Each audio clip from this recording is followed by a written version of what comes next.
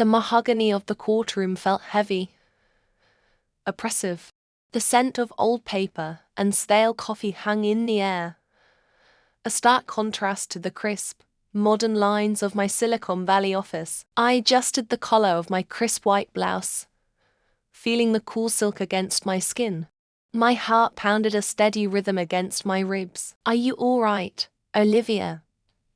Julian squeezed my hand, his warm presence a reassuring anchor in the turbulent sea of my emotions. "Fine," I whispered back, my voice barely audible above the low hum of the courtroom. "Just a lot riding on this." He nodded, understanding flickering in his eyes. He knew. He'd been there every step of the way, from ramen noodle dinners during the lean startup years to celebratory champagne when Novatech, my baby, went public. He'd witnessed firsthand how I'd poured every ounce of my being, every rejected idea, every sleepless night, into building my empire. And he knew this wasn't just about business, this was personal. This was about family. My father, Richard Davis, sat across the aisle, his face an impassive mask. He looked older, the lines around his eyes deeper than I remembered. Beside him, my older brother, Ethan, smirked, his usual air of arrogant confidence on full display. They whispered to each other, their voices low and conspiratorial. I couldn't hear what they were saying, but the dismissive glances they shot in my direction spoke volumes. This courtroom showdown was the culmination of years of being overlooked, underestimated, dismissed. The forgotten middle child's ultimate Thanksgiving surprise. It was the day I, Olivia Davis, intended to finally claim what was rightfully mine. This was about more than just the Davis Corporation, the family business my father had built and the one he'd so readily handed to Ethan. This was about proving myself, about showing them that the daughter they'd ignored, the one they thought was incapable, had become the architect of her own destiny. "All rise," the bailiff bellowed, his voice booming through the silent courtroom. Judge Thompson entered, her expression stern and impartial. The case of Davis v. Davis was officially in session. My lawyer, Ms. Carter, a woman whose sharp intelligence was matched only by her tailored suits, stood and addressed the judge. "Your Honor, we are here today to address a matter of corporate ownership and, more importantly, a matter of fairness." Her voice was clear and resonant, commanding the attention of everyone in the room. "My client, Olivia Davis, alleges that she was unfairly excluded from her rightful share of the Davis Corporation." Ethan scoffed audibly, earning him a sharp look from the judge. My father remained stoic, his gaze fixed on some distant point on the wall. I clenched my jaw, fighting the urge to rise from my seat and scream. How dare they act as if I had no claim, as if I hadn't contributed just as much, if not more, to the family's success. "Miss Carter," the judge said, her voice even and controlled, "please state the basis of your client's claim." "Certainly, Your Honor." Ms. Carter turned slightly, gesturing towards me. "Ms. Davis, a brilliant innovator in the tech industry, developed groundbreaking software that was instrumental in the early success of the Davis Corporation." She presented her ideas to her father, Richard Davis, then CEO, with the expectation of becoming a partner in the family business. My father shifted uncomfortably in his seat. I met his gaze, holding it steady. He finally looked away. "However," Ms. Carter continued, her voice rising slightly, "Ms. Davis's proposal was rejected. Her father, blinded by outdated notions of gender roles and convinced that his son, Ethan Davis, was the only suitable heir, dismissed her contributions and denied her any involvement in the company." Ethan snorted. "She wanted to turn the company into some kind of social media thing. Utterly ridiculous." He shook his head, a condescending smile playing on his lips. "Dad made the right call." "Order." Judge Thompson banged her gavel, the sound echoing through the courtroom. "Mr. Davis, You will have your opportunity to speak. Please refrain from interrupting. Ms. Carter continued, her voice unwavering. From ramen noodles to boardroom boss. One daughter's sweet revenge. Olivia Davis left home with a mere $5,000 and a burning desire to prove her worth. She poured her heart and soul into building her own company, Novatech, which quickly became a leader in the tech industry. Now, years later, Ms. Davis's company is poised to acquire the Davis Corporation, ironically turning her father's rejection into her greatest triumph. Overlooked daughter turns family business into her greatest revenge, Ms. Carter finished, her voice ringing with conviction. The tension in the courtroom was palpable. I could feel all eyes on me, a mixture of curiosity, disbelief, and, I dared to hope, a flicker of admiration. This was my moment. This was the moment I'd been waiting for my entire life. This was the moment I would finally show them who I really was. And this, I knew, was just the beginning. The whir of the old apple IE was a comforting lullaby in the converted attic room I'd claimed as my own. Dust motes danced in the lone shaft of sunlight slicing through the grimy window pane, illuminating the lines of code scrolling across the green phosphor screen. I was 10, maybe 11, lost in a world of variables and loops, oblivious to the boisterous laughter echoing from downstairs. My brother, Ethan, 2 years my senior, was holding court, regaling my parents and their friends with tales of his latest Little League triumph. Another home run, Ethan. Dad's voice boomed, laced with pride. You're a natural, son. Just like your old man. I could practically hear Ethan preening. He'd always been the golden boy, the star athlete, the inheritor of Dad's charisma and, everyone assumed, his business empire. Davis Construction was a local legend, synonymous with skyscrapers that kissed the clouds and sprawling suburban developments. Ethan, in Dad's eyes, was destined to build an even grander legacy. Did you see that curveball, Dad? Ethan's voice cracked with adolescent excitement. Coach says I've got a real shot at the All-Stars. Of course you do. Mom chimed in, her tone indulgent. Ethan can do anything he sets his mind to. I shifted in my creaky chair, my fingers still flying across the keyboard. I was close, so close, to cracking the code for a simple text-based adventure game. It wasn't building skyscrapers, but it was my own kind of creation. A world I built brick by digital brick. A world where I, Olivia Davis, was the hero. Finally, the triumphant chime of success filled the quiet attic. My game worked.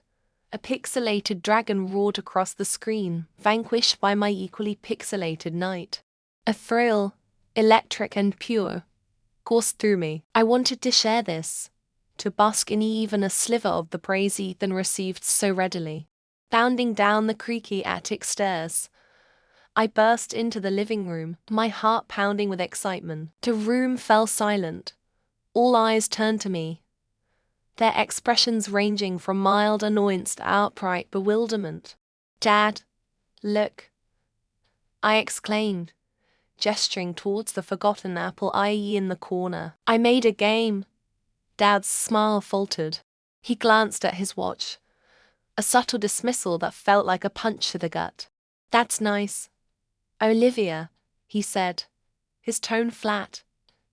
Ethan just hit another home run. Did you hear? My cheeks burned. The thrill of accomplishment evaporated, replaced by a familiar hollowness. I mumbled something about needing to get back to my homework and retreated back to the solitude of the attic. The whir of the computer no longer sounded like a lullaby. It was a mocking reminder of my invisibility. Ethan's home runs were celebrated with fanfare and praise, while my creations were dismissed as nice. I was a shadow in my own home, my passions and achievements eclipsed by the blinding light of my brother's athletic prowess. Later that evening, after the guests had departed and the house had fallen silent, I found Dad in his study, poring over blueprints. I hesitated at the doorway, unsure whether to interrupt. Dad, I ventured, my voice barely a whisper. He looked up, a flicker of annoyance crossing his face. Yes, Olivia. I swallowed, gathering my courage. I was wondering if maybe you could take a look at my game, he sighed, rubbing his temples. Olivia, I'm very busy right now. Important business. Can it wait? It's just I worked really hard on it. I persisted, my voice trembling slightly. I thought you might be impressed. He leaned back in his chair, regarding me with a mixture of weariness and impatience. Olivia, he said, his tone condescending. Computers are a fad, a toy. Building things, real things, that's where the future lies. That's what Davis men do. But I started, my voice choked with unched tears. He cut me off, his voice hardening. Ethan understands that. He's got the Davis drive. You need to focus on more practical pursuits, like your mother's flower arranging, perhaps. The word stung, a barbed insult aimed directly at my budding passion. My mother, a kind and gentle woman, had never held any aspirations beyond her meticulously arranged rose bushes. I wanted more. I craved the challenge, the thrill of creation, the satisfaction of building something from nothing. But in Dad's eyes, I was destined to follow in my mother's footsteps, relegated to the domestic sphere, while Ethan inherited the kingdom. I turned and fled, the tears finally spilling down my cheeks. Back in the attic, I sat in front of the glowing screen, the image of my pixelated dragon now a mocking reminder of my shattered dreams. From ramen noodles to boardroom boss, one daughter's sweet revenge. The thought, a bitter seed, took root in my heart. I would prove him wrong. I would build my own empire, one he couldn't dismiss as a fad or a toy. I would show him, and the world, what Olivia Davis was capable of. The humiliation burned, a fuel that would power me through countless sleepless nights and seemingly insurmountable obstacles. This moment of dismissal, this casual cruelty, would become the foundation of my greatest revenge. I swore, silently, in the flickering glow of the old apple I would not be forgotten. The projector hummed, casting a sterile white light onto the polished mahogany table in the Davis family boardroom. My hands, clammy despite the icy air conditioning, gripped the edges of my presentation folder. My heart hammered against my ribs, a frantic drumbeat against the silence. This was it, my chance. So, Morgan, my father, Richard Davis, CEO of Davis Innovations and the man who had barely acknowledged my existence for the past 25 years, steepled his fingers. Tell us about this venture of yours. His tone dripped with condescension, like honey laced with arsenic. I swallowed, forcing a smile. Thank you, Dad. As you know, I've been developing a software program, a game. My older brother, Ethan, interrupted, smirking. He lounged back in his chair, the picture of entitled arrogance. He always had to undermine me, always had to belittle my accomplishments. Little Morgan's been playing on the computer again. A wave of heat flushed my cheeks. It's not a game, Ethan, I said, my voice tighter than I intended. It's a sophisticated algorithm designed to streamline what? Darling. My mother, impeccably dressed and radiating detached indifference, peered at me over her designer reading glasses. She hadn't even bothered to put down her magazine. It streamlines data processing for businesses like ours, I explained, my voice starting to tremble slightly. It could increase efficiency by at least 30%, saving us. I glanced at the projections in my folder.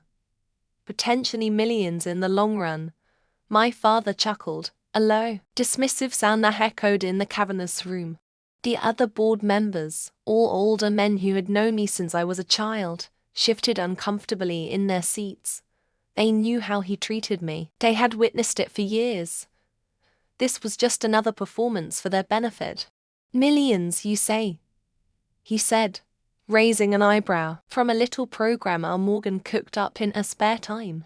He glanced at Ethan, sharing a knowing smirk. It was a blatant display of favoritism, a public humiliation designed to cut me down to size. I knew they had already discussed my proposal privately, their minds made up before I even stepped into the room. It's not just a little program, Dad, I insisted, my voice rising. I've been working on this for 2 years.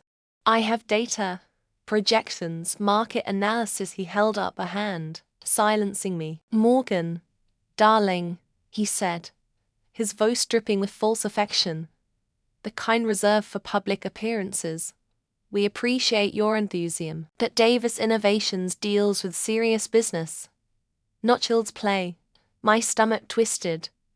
Child's play. He had reduced 2 years of relentless work, of sleepless nights and countless sacrifices, to child's play.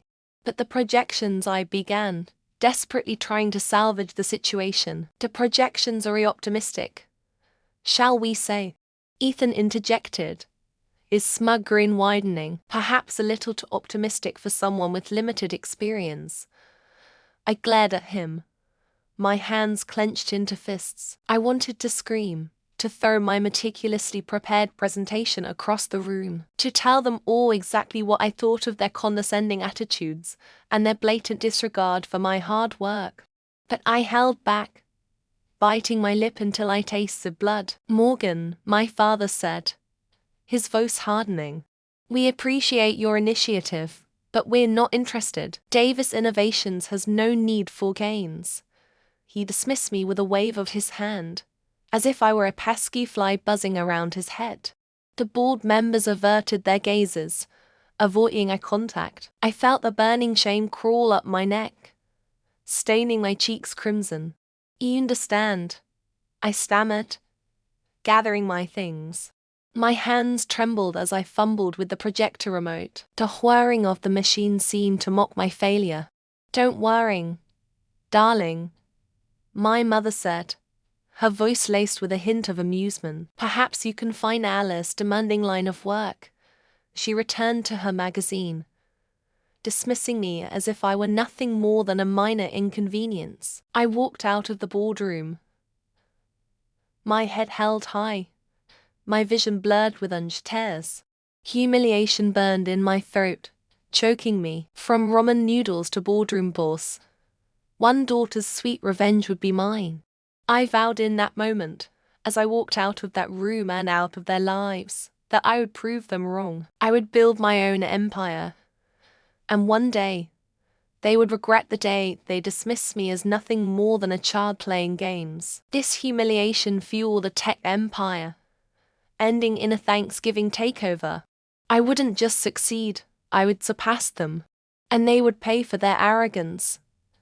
They would all pay. The courtroom air hung thick, heavy with the unspoken tension I had become my constant companion these past few months. My father, Richard Davis, sat across from me, his face a mask of carefully crafted indifference.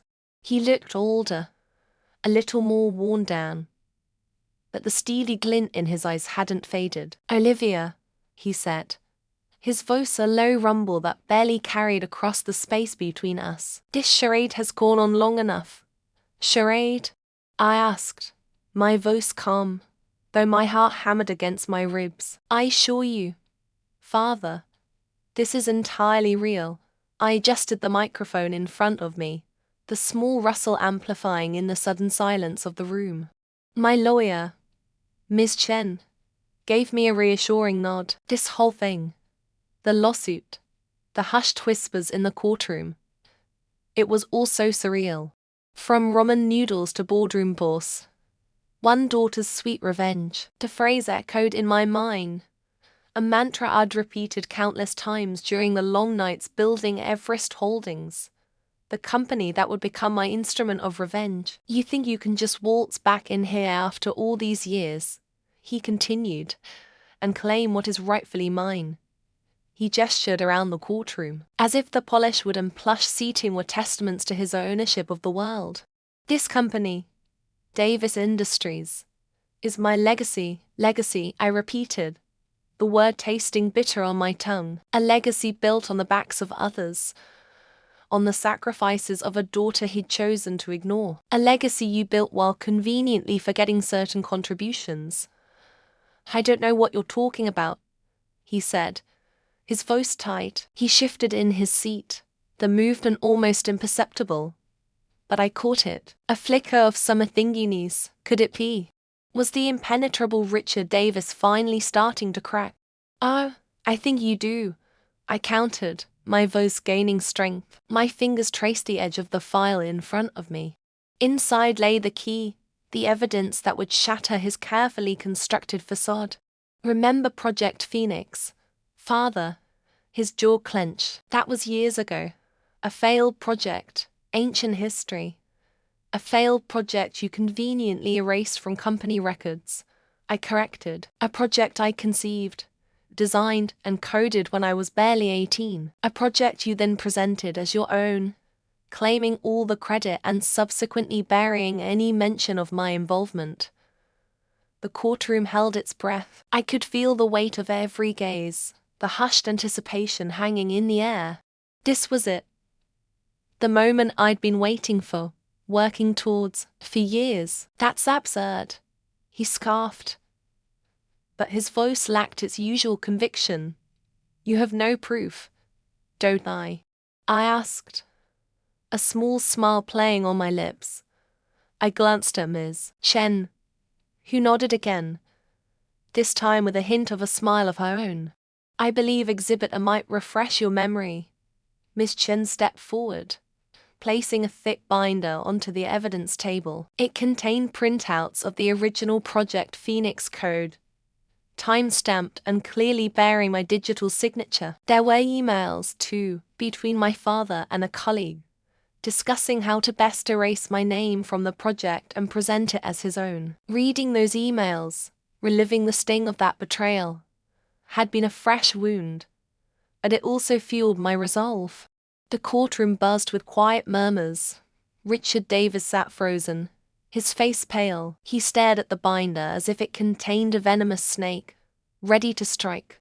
He opened his mouth to speak, but no sound came out. "And that's just the beginning, Father," I said, my voice ringing with a newfound confidence. "We have witnesses, former employees who remember my involvement in Project Phoenix. They're ready to testify." The silence in the room was deafening. The jury, the judge, even the court stenographer, all seemed captivated by the unfolding drama. I allowed myself a small, private moment of satisfaction. This was the moment I'd envisioned for so long. The moment where the tables finally turned. My father finally found his voice. This is blackmail," he sputtered, his carefully constructed composure crumbling. "You're trying to ruin me." "I'm not trying to ruin you, Father," I said, my voice softening slightly. "I'm simply reclaiming what is rightfully mine. The recognition, the credit, and Davis Industries." He stared at me, his eyes filled with a mixture of disbelief and fear. Could it be? Was the mighty Richard Davis actually afraid of me? The thought sent a shiver of excitement down my spine. "You think you can win?" he asked, his voice barely a whisper.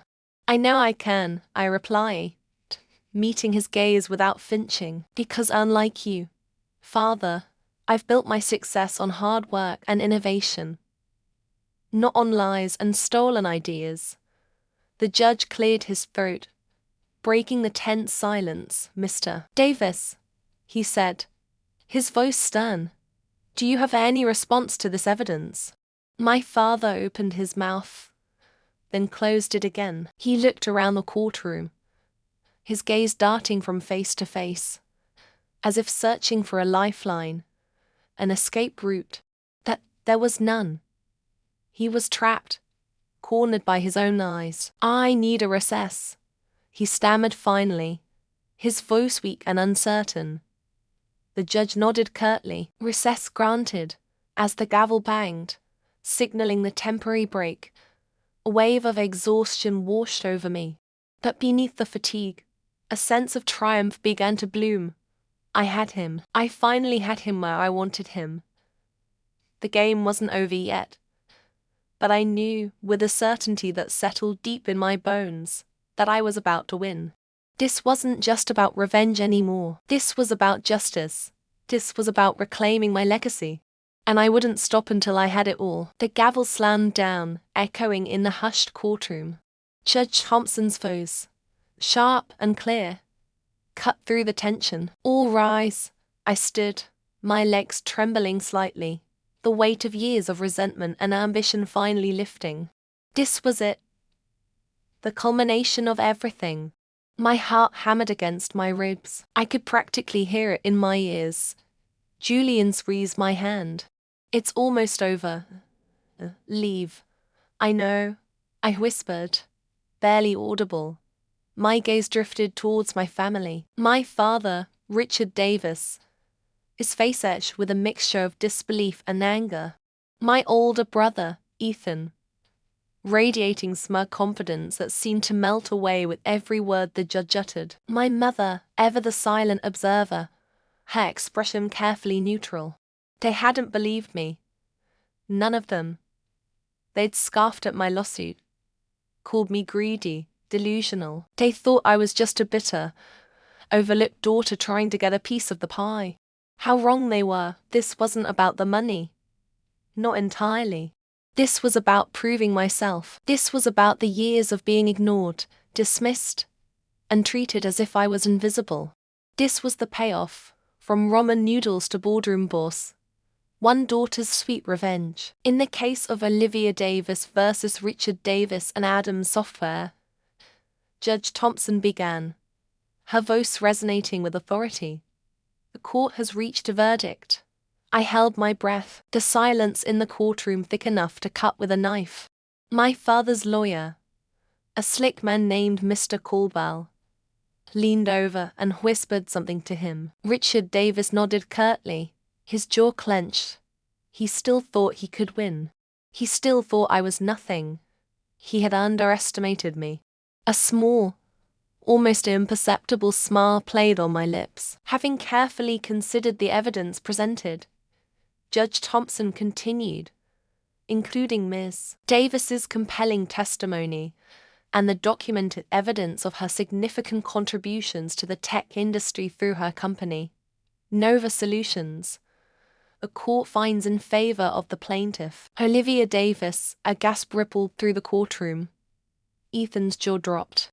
My mother's eyes widened, finally showing a flicker of emotion. And my father, his face turned an ashen gray. The smugness evaporated, replaced by a look of pure, unadulterated shock. It was the look I had dreamt of for years. Judge Thompson proceeded to detail the terms of the verdict. The court recognizes Ms. Davis's claim to a substantial portion of Adams Software, based on her intellectual property contributions made during her time working unpaid for the family business. Furthermore, she added, her voice gaining strength, the court acknowledges the deliberate suppression of Ms. Davis's rightful inheritance as outlined in her late grandmother's will. The will. My grandmother, bless her soul, had always believed in me. She saw the spark in me that my father had so readily dismissed. She had bequeathed a significant portion of her shares in Adams Software to me, a fact that my father had conveniently forgotten to mention. He thought he could hide it, bury it under layers of legal jargon and family pressure. He thought I would never find out. He was wrong. I'd unearthed the truth during my relentless pursuit of justice. I'd found a copy of the original will tucked away in a safety deposit box my grandmother had told me about during a childhood visit. She'd whispered the secret to me, a mischievous glint in her eye. Just in case, she'd said. I'd never forgotten. The combined value of these assets, Judge Thompson continued, amounts to a controlling interest in Adams Software. Therefore, effective immediately, Olivia Davis is declared the majority shareholder and rightful owner of Adams Software. The words hung in the air, heavy with finality. I could feel Julian's hand tighten around mine. He was beaming, his eyes sparkling with pride. "You did it. Leave," he whispered, his voice choked with emotion. "You actually did it." I nodded, tears welling up in my eyes. It was a moment of pure, unadulterated triumph. I had done it. I had taken everything they thought I wasn't worthy of and claimed it as my own. My father stood up abruptly, his face contorted with rage. "This is outrageous," he roared, his voice echoing through the courtroom. "This is a travesty of justice. She stole this from me." Judge Thompson banged her gavel again, silencing him. "Mr. Davis, you will maintain order in this court. The verdict stands." He slumped back into his chair. Defeated, the fight had gone out of him. He finally understood. He'd lost everything. I met his gaze, my own eyes filled with a mixture of sadness and satisfaction. "This wasn't about revenge, Dad," I said quietly, my voice carrying across the courtroom. "This was about justice. This was about proving that even the overlooked daughter, a forgotten middle child, can rise above the expectations and forge her own path." I turned and walked out of the courtroom, Julian by my side, leaving my family to grapple with the wreckage of their own making. The sunlight streamed through the windows, warm on my face. It felt like a new beginning. The story wasn't over. Not quite. I had a company to run, a legacy to rebuild, and I knew, with absolute certainty, that I would do it better than they ever could. This wasn't just a victory for me. This was a victory for every overlooked daughter, every forgotten child who had ever been told they weren't good enough. This was proof that with hard work, determination, and a little bit of clever planning, anything is possible. I had started with nothing, with $5,000 and a dream, and now I had returned, owning the family empire. Overlooked daughter turns family business into her greatest revenge, and it felt incredible.